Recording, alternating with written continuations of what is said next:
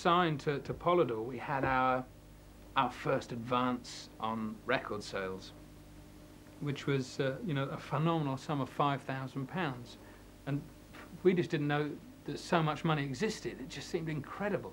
The reality was is that we had to use the £5,000 to actually buy equipment, because we had, with the exception of Phil with his drums, we had no equipment of our own.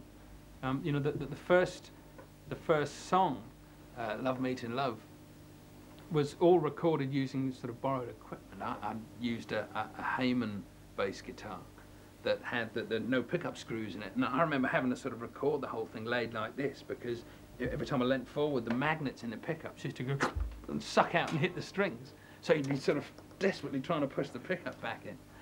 And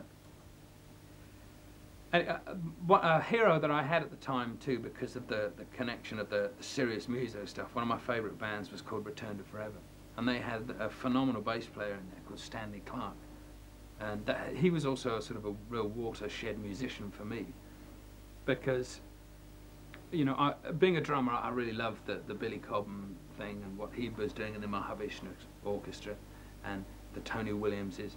And when I heard this guy called Lenny White, who was the drummer of Return to Forever, he just blew me away as well. He seemed so sort of fiery and so funky at the same time. And the bass player in that band was Stanley Clarke. Now, he was a really tall, he is a really tall guy, I suppose. I've never met the guy, but he always seems really tall.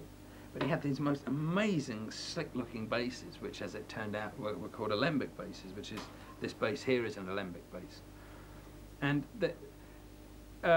basses, unlike guitars, were going through quite a change sort of from the beginning of I suppose 78, 79. They started employing what are called active electronics. So instead of just having passive pickups and a tone control and a volume control, where you would get this, you know, with the best will in the world, you could sort of, you know, either have it woolly or punky. It didn't sound very good. Active electronics in the bass meant that you have the EQ, the tone can really sweep sort of big time. So I don't know if you can hear that, but we're going sort of wow. We're really sort of punging around. You have this whole range of tones that you can pull out. So this was part of the thing. Stan Clarke was one of the first guys to be sort of using alembic. Well, actually, Lesser Alembic were around from 1972, I suppose, but they were like the first bass manufacturer to be putting in these active electronics, and the sound was just great. You know, that instead of the bass just being this sort of nylon wound thing that sort of chugged away in the background, you know, you had a guy who was really sort of tugging and snapping at the strings and really getting doing all this, but without it farting away like crazy. And so that's why I really wanted to use a bass guitar like that. Obviously, our £5,000, my share of it wouldn't stretch to anything like that. But I tried to find the best bass I could that would be around that, you know, would sound like that. There was electronic EQ, and one I found was by a manufacturer from Birmingham called John Diggins, JD Guitars. And I saw this. The bass was sat in Sounds music store window. The store doesn't exist anymore, but. And I had £500, but they were asking £700 for the bass.